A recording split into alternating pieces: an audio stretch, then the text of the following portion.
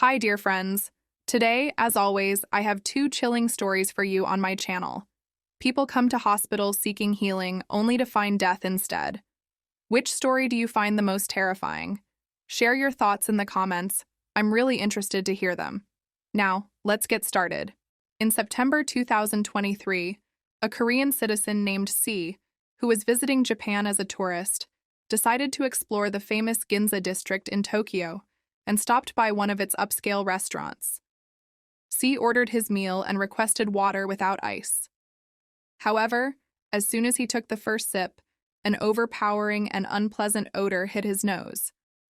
Alarmed, C immediately voiced his concern to the waiter, only to receive a dismissive response. "Oh, I'll replace it right away." Feeling that something was seriously wrong with the water, C headed straight to the restaurant's kitchen to find out what had happened. It was then that the waiter confessed a shocking truth. By mistake, he had served water mixed with a cleaning solution containing bleach. C had just ingested chlorinated water. Shortly after, C began experiencing severe pain and nausea. He was rushed to a university hospital, where he was diagnosed with acute food poisoning. This situation could have ended much worse, potentially turning into a serious tragedy. The restaurant management insisted that the incident was merely a mistake. However, C's side was outraged. How could someone confuse a bottle of water with a container of bleach-based cleaning solution, which are completely different in shape and size? Ultimately, the restaurant was shut down for 4 days, but by the time of the report, it had resumed normal operations. Whether the incident was truly an accident or a deliberate act by the waiter remains a mystery known only to those involved. However, it is important to note that this incident in Japan was not the first case involving cleaning agents. There had been previous, far more serious events that were not mere accidents but outright crimes, causing a massive public outcry. Let's go back to the fall of 2016 to the Uchi Hospital in Yokohama, Kanagawa Prefecture. This facility specialized in caring for the elderly and critically ill patients who were unable to move independently. But during this time, something strange began to happen. Every Saturday, an unusually high number of patients were dying in the hospital. While death was not uncommon in this institution, given the age and condition of the patients, the hospital started losing patients with alarming regularity during that period. Uchi Hospital was indeed dedicated to caring for elderly and seriously ill patients, so deaths among its patients were not unusual. Initially, the medical staff and the hospital's management noticed nothing out of the ordinary. However, that year, the death toll at Uchi began to rise suspiciously. Between July 1st and September 21st, 2016, a total of 48 people died in the hospital over just 3 months. Even more surprising was the fact that most of these deaths occurred on the 4th floor of Uchi Hospital, which had only 35 beds. This number was significantly higher than normal, and that wasn't the only cause for concern. Complaints about strange occurrences at the hospital began flooding into the Yokohama City Council. Among these were reports of missing medical needles and the disappearance of some patients' medical records. These warnings pointed to potential issues with the medical care being provided at the hospital. Some complaints also mentioned other unexplained phenomena. Tension continued to mount as more reports came in. In one instance, a nurse discovered her uniform had been torn, and a needle was found stuck inside her pen case. Suspicion was growing. One day, a nurse at Uchi Hospital frantically called a doctor saying, "Doctor, something's wrong. There are bubbles forming inside the IV bag." According to the nurse, she had accidentally dropped the bag while attempting to replace the IV for a patient. But at that moment, the liquid inside the plastic bag suddenly started to bubble. "This is just normal saline. Why are there bubbles in it?" The nurse immediately reported the incident, and the doctor promptly requested an investigation by the police.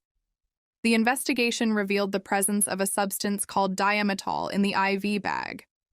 Diamethol, simply put, is a surfactant, a component of cleaning agents. This substance should never, under any circumstances, be introduced into an IV. At that time, Uchi Hospital was using a cleaning solution containing diamethol to disinfect medical instruments. Uchi Hospital did indeed use a cleaning agent containing diamethol to disinfect medical instruments. However, Someone had mixed this substance with the solution meant to be administered to patients via IV. While surfactants like diametol are common in everyday life, found in shampoos, soaps, and even toothpaste, when such a substance is introduced directly into the bloodstream through an injection, the consequences can be fatal. It can disrupt heart function and lead to death within just 1 or 2 hours. Clearly, whoever added diametol to the IV bags intended to kill the patients. Once the police uncovered this, the hospital was immediately shut down, and an inspection of all remaining solution bags began. The findings were even more horrifying. Out of 50 unused solution bags, 10 contained diametol. This indicated that the situation was far more serious than initially suspected. As you can see in this photo, many of you are likely familiar with these types of IV bags used in hospitals. At the bottom, they have an opening for connecting the medical tube. Typically, these IV bags are sealed with a rubber cap. However, the perpetrator had pierced this cap with a fine needle and injected the cleaning agent directly into the solution. The police urgently needed to determine whether any of the deceased patients had died as a result of this tampered solution. They began a meticulous review of medical records and discovered that just 2 days earlier, on September 21st, an 88-year-old patient named Nobuyuki Yamaki had passed away. Yamaki's body was immediately sent for an autopsy, and the results confirmed the presence of diametol, the very substance found in the IV bag. Additionally, it was established that just 4 days earlier, on September 18th, an 80-year-old patient named Nishikawa had died under similar circumstances at the hospital. Even earlier, on September 16th, a 70-year-old patient named Okuchi had also passed away, exhibiting the same symptoms. The hospital staff began to realize that the number of deaths at their facility had spiked dramatically in recent times. Initially, 1 patient would die per day, then 2, 3, and eventually, several patients started dying on the same day. There were days when as many as 5 people died, which of course seemed highly suspicious. The police launched a full-scale investigation. The question arose, how could someone have introduced cleaning agents into the IV bags? Identifying the culprit proved to be extremely challenging. The issue was that diametol was a widely used substance in the hospital for disinfection, and any staff member could easily access it and add it to the IV bags. Moreover, in a specialized facility where elderly and critically ill patients often die, a patient's death did not raise immediate suspicion. The relatives of the deceased rarely requested autopsies, preferring to proceed quickly with cremation and funerals. This made it significantly harder to identify not only the perpetrator, but also the victims themselves. Nonetheless, the police decided to conduct autopsies on those patients who had not yet been buried. They began with the autopsy of Nobuyuki Yamaki. The results confirmed their suspicions. Diametol was also found in Nishikawa's body. The police were baffled. Who could have committed such a crime?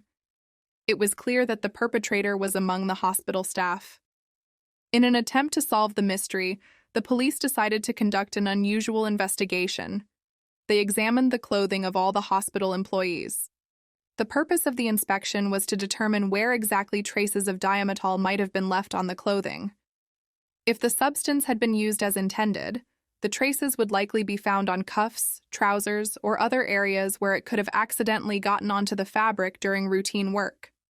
However, if diametol had been injected into IV bags with a syringe, the traces might appear in different, unusual locations and in a distinctive pattern. The police collected the uniforms of all the hospital staff and began meticulously examining them. And then, bingo. On the uniform of one of the nurses, they found peculiar traces that couldn't be explained by the ordinary use of a cleaning agent. Nurses' uniforms typically have a small pocket on the chest, often called a nurse pocket, where they keep pens or medical tape. However, in the pocket of this particular nurse, an unusually large amount of diametol was discovered. The traces of the substance had spread throughout the pocket, as if a small vial had leaked inside. The police immediately identified this nurse as the prime suspect. Her name was Ayumi Kuboki. 31 years old.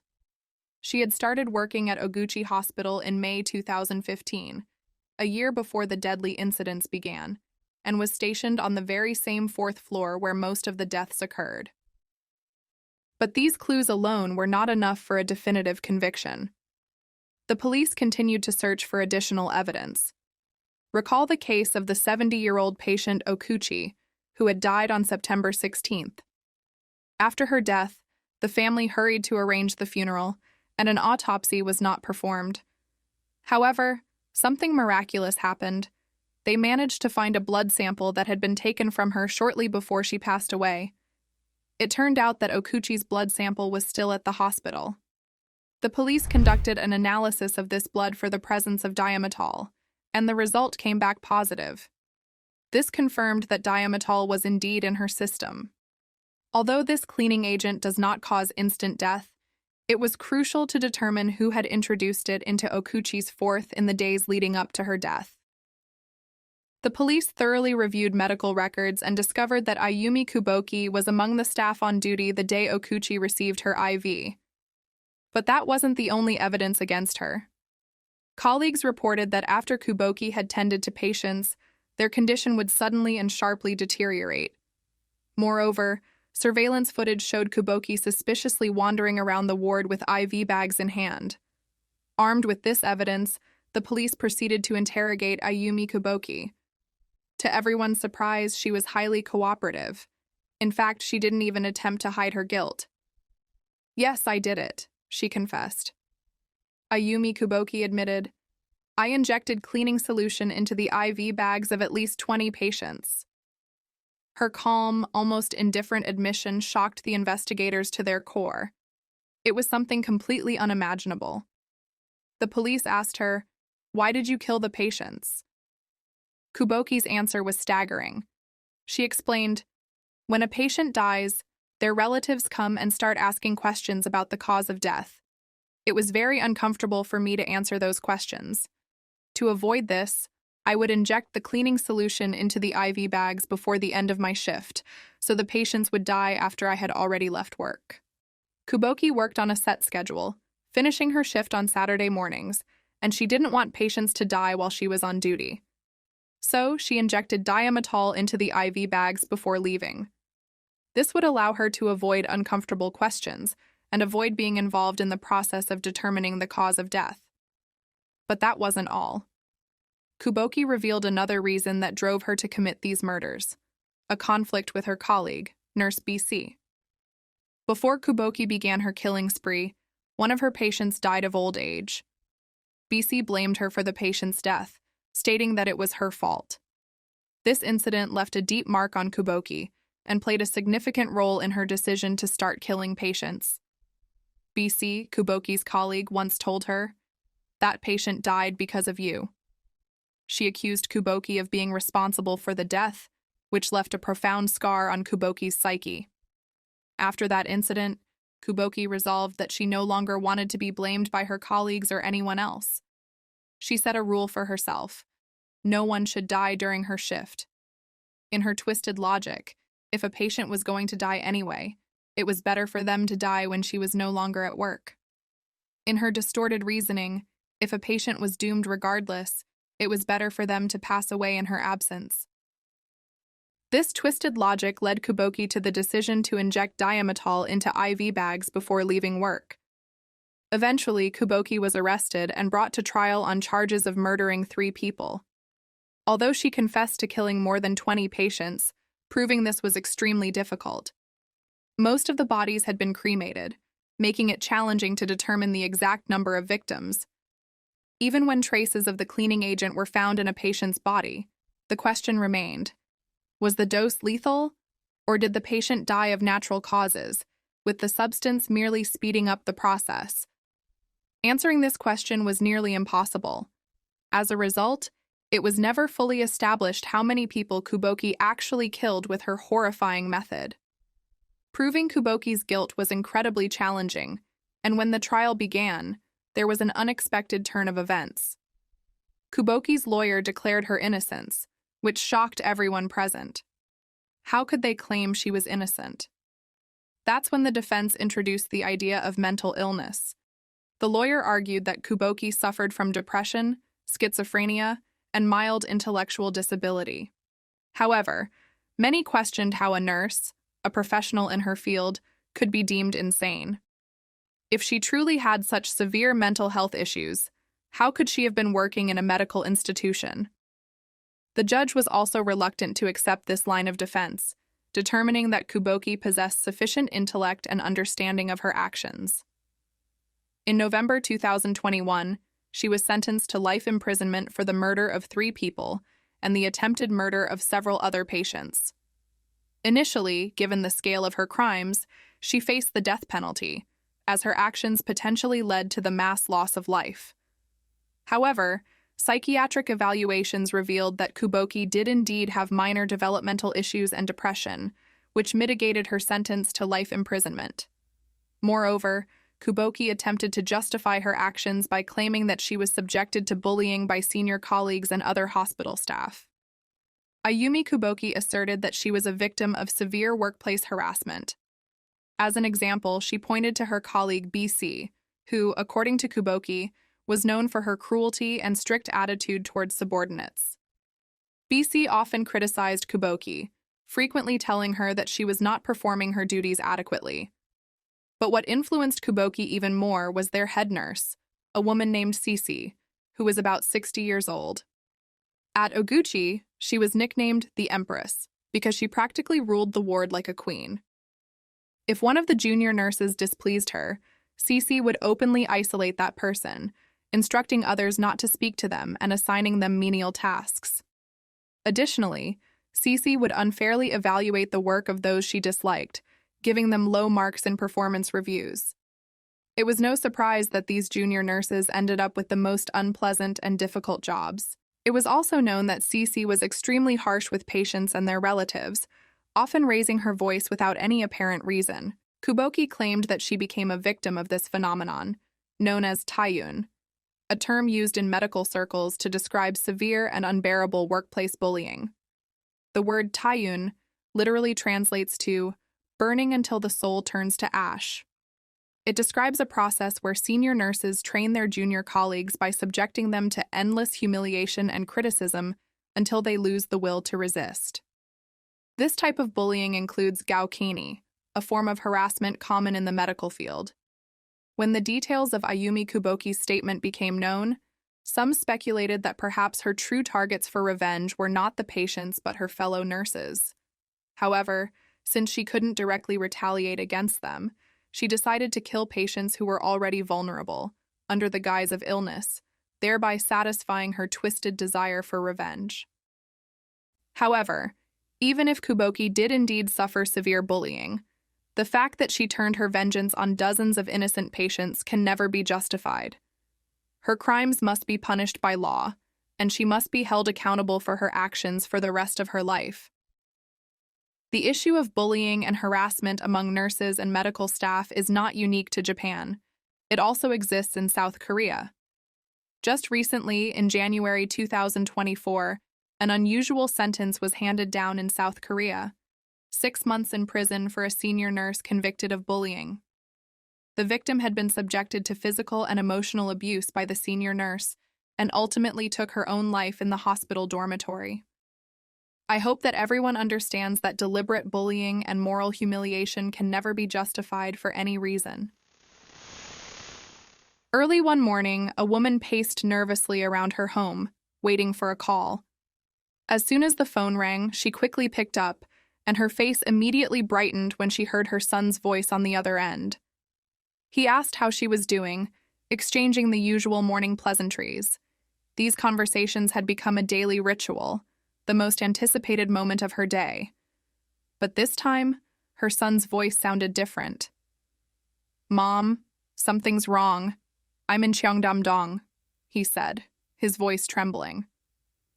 The woman, Jean Filson, asked what had happened, but he only begged her to come to him as soon as possible, before abruptly ending the call. What could this situation be? This mother, Jean Filson, was a widow and single mother from Colorado, raising 2 sons on her own. Her greatest concern was her elder son, Robert Filson, who had been an obedient and affectionate child from a young age. However, as Robert grew older, he began showing increasing signs of teenage rebellion. His behavior problems became so serious that his mother nearly lost control over him. If you think it was just a matter of upbringing, you'd be mistaken. There was one tragedy between them that was hard to forget. In 1974, after Robert was born to her first husband, the family experienced severe conflicts that led to divorce. When Robert turned 4, his mother Jean married Gerald. Gerald was a very caring and kind man who tried to become a true father to Robert and provide stability for the family. Soon, Jean and Gerald had a son together, Robert's younger brother. However, it wasn't easy for Robert to accept his new father and brother. This is understandable. Gerald did everything he could to show love and treat both boys equally, striving to be a fair father. Gerald tried his best, but he had his own struggles. He was a Vietnam War veteran who had sustained serious injuries, making it difficult for him to walk. Additionally, he suffered from post-traumatic stress disorder, PTSD. Despite these challenges, Gerald made every effort to be actively involved in the lives of both boys. They rode bikes together, went on camping trips, and played baseball.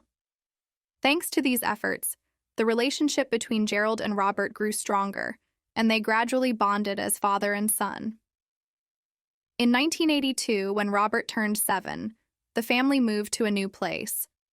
Everyone was busy from early in the morning, moving things into the new house. Due to his mobility issues, Gerald couldn't help much and watched the process from the sidelines. At one point, a box of small items was needed, and he asked Robert to bring it. However, Robert was preoccupied and refused, saying he had too much to do at the moment. Moreover, he irritably told his father that he was getting in the way. Robert's annoyed remark that his father was bothering him ended the conversation. A few minutes later, Gerald stepped aside and observed his family from a distance before quietly entering the house. Suddenly, a gunshot rang out. Jean, who was in the yard, rushed into the house in terror. At the doorway, she was met by Robert, his face deathly pale. With trembling lips, he said, "Mom, Dad shot himself in the head." What can one do in such a situation? Gerald had been suffering from deep depression. The injuries he sustained during the war, along with the nightmares from his PTSD, deprived him of sleep and left him feeling utterly helpless. All these emotions, which he had suppressed for so long, suddenly erupted on that fateful day. And it all happened in front of 7-year-old Robert. After that tragic day, Robert began to experience an overwhelming sense of guilt, believing that his father's death was his fault. This guilt completely shattered his psyche, and he descended into a dark world created by his own mind. Robert became a completely different person, irritable, aggressive, and prone to emotional outbursts. These outbursts of anger didn't just occur at home, they spilled over into school, where Robert also caused a lot of problems. He couldn't connect with his peers, and his uncontrollable emotional explosions led others to avoid him. Eventually, he became an outcast, and left alone, he started engaging in self-harm. All of this turned his life into chaos. Jean was well aware of all these issues. She tried to bring her son back by taking him to various treatment facilities, but as he entered adolescence, his behavior became completely unmanageable. The situation reached a point where the school could no longer tolerate his antics. They issued an ultimatum. If Jean didn't send Robert to a specialized treatment facility, they would take the case to court and have him sent to a juvenile detention center. Wanting to protect her son, Jean had no choice but to agree to his hospitalization. Robert was sent to the Cheyenne Mesa Treatment Facility in Colorado Springs, not far from their home. It was a large institution with 2 sizable buildings and a campus that spanned an area comparable to 2 football fields. Officially, it was called a residential center for adolescents, but in reality, it was a psychiatric hospital for teenagers. It pained Jean to leave her son there, but she had no other choice. The only comfort she had were the morning calls with Robert. Robert didn't share much about his life in the hospital. The main topic of their conversations was his constant questions about when he could come home, how much he longed for it. He mentioned nothing else of note. Several months passed, and in the spring of 1990, Robert was discharged and returned home. Jean embraced him joyfully and tried to talk, but Robert seemed strangely withdrawn. He appeared even more depressed and was more nervous and irritable than before. Jean decided to give him time to adjust. Upon returning to school, Robert initially gave the impression that his condition had improved. Robert became so aggressive that he couldn't contain his rage, even over minor issues, transforming into an extremely dangerous teenager. He started causing problems even in the neighborhood, and the neighbors began to avoid him. Eventually, the situation escalated to the point where the government issued a warning. If Robert didn't receive urgent long-term treatment, he would be sent to detention. It was an astonishing contrast. A once obedient teenager had turned into a threat to society almost overnight. Less than 2 months after his discharge, Robert found himself back in the same psychiatric hospital. On the morning of July 6, 1990, Jean, as usual, was waiting for her son's call. The phone rang, and she hurriedly picked up, but this time she heard Robert sobbing. He said, "They're watching me. Something's wrong." Jean asked who they were, but her son didn't answer. He only begged her to come to him. This was the very conversation that started this entire story. The connection abruptly ended. Jean immediately called the hospital to arrange a visit with her son and requested permission to speak with him again. However, the hospital's response was unexpected. They told her that Robert had just gone for a walk, and it was impossible to connect her with him. This struck Jean as odd, but unable to go to the hospital right away, she let it go. Later that evening, Jean received a call from the hospital with devastating news. Robert had gone missing. She immediately contacted the police, and an investigation was launched. The hospital provided the following information. Robert had escaped, and so quickly that no one could stop him. But how could this happen in a high-security facility like Cheyenne Mesa? 3 hospital staff members claimed they saw Robert running away, but this explanation seemed highly questionable. On July 6th, at 8:45 a.m., hospital staff claimed they saw Robert lying in the garden. Moments later, they said, he suddenly jumped up and ran through the garden, exiting the hospital grounds. Witnesses stated that he was wearing a blue plaid shirt and black jeans. If their account was to be believed, it appeared that Robert had indeed escaped on his own. However, Jean noticed a discrepancy in their statements. The fact was, at that exact time, 8:45 a.m., she was on the phone with her son. Jean clearly remembered this, as they called each other every morning around the same time. This meant that the testimonies of the 3 staff members could have been false. Despite this, the police sided with the hospital, concluding that it was a simple escape, and took no further action. Jean couldn't understand why the police hadn't checked the phone records to verify the truth. Was it due to the limitations of technology in the 1990s, or did the police simply want to close the case quickly? Jean couldn't accept this and began visiting the hospital every day, desperately trying to uncover what had really happened and to bring her son back. 3 days after Robert's disappearance, the hospital announced that they were not responsible for what had happened and threatened Jean with the police if she continued to visit. This appeared to be blatant irresponsibility. Her son had vanished right under their care, yet they refused to take any accountability. Jean was devastated. She had lost the most precious person in her life and was met with indifference from those who were supposed to protect her son. Her world had collapsed, but she vowed to search for Robert until the end of her days. Since that tragic day on July 6, 1990, Jean has continued her search for 23 years without pause. All these years, Jean never gave up hope of finding her son and persisted in her search. Yes, the case remains unsolved to this day. However, over time, details began to emerge that were initially overlooked. One of the hospital staff members once made a chilling remark to the police, "Maybe Robert is already dead." This statement raised suspicions, but when he was later questioned again, he retracted his words, claiming he never said such a thing. It was reminiscent of a situation where a careless word could lead to tragedy. But was it truly just an offhand comment? Or was there something more sinister behind it? Moreover, another disturbing detail emerged. A week before his disappearance, Robert brought home his laundry, and Jean found bloodstains on his underwear.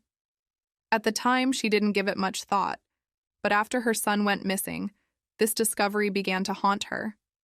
She suspected that Robert might have been sexually assaulted and demanded an investigation.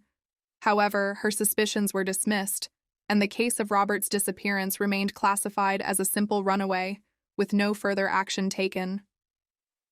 A few weeks after Robert's disappearance, a package from the hospital arrived at Jean's home containing her son's belongings. With a heavy heart, she opened the box and couldn't hold back her tears. Inside were his clothes, including the very blue plaid shirt and black jeans that witnesses claimed he was wearing on the day he disappeared. Also in the box were both pairs of sneakers Robert had taken with him to the hospital. However, Robert was extremely sensitive about his feet and would never have gone outside barefoot. So, did he escape in his hospital clothes? If so, why did the hospital staff claim they saw him in the plaid shirt? Or did something far more sinister happen that everyone was trying to cover up? These were the questions that tormented Jean. All of this convinced her that something much darker and more sinister was being hidden surrounding her son's disappearance. Jean dedicated her life to uncovering the truth and finding her son Robert. She believes that he may have been involved in some crime, but why did the police insist it was just a runaway case? Perhaps it was because Robert had already been stigmatized as socially undesirable due to his time in the psychiatric hospital. But how could they so easily dismiss a missing person case, even if that person had been in a psychiatric institution? 7 years after Robert's disappearance, the hospital was shut down due to financial problems. Only then did the police officially classify Robert as a missing person and reopen the investigation. But unfortunately, by then, it was too late. What really happened to the 15-year-old boy? What was the hospital hiding? And what did the investigators miss? This story is a testament to the indescribable pain of a mother who, even after all these years, refuses to give up her search.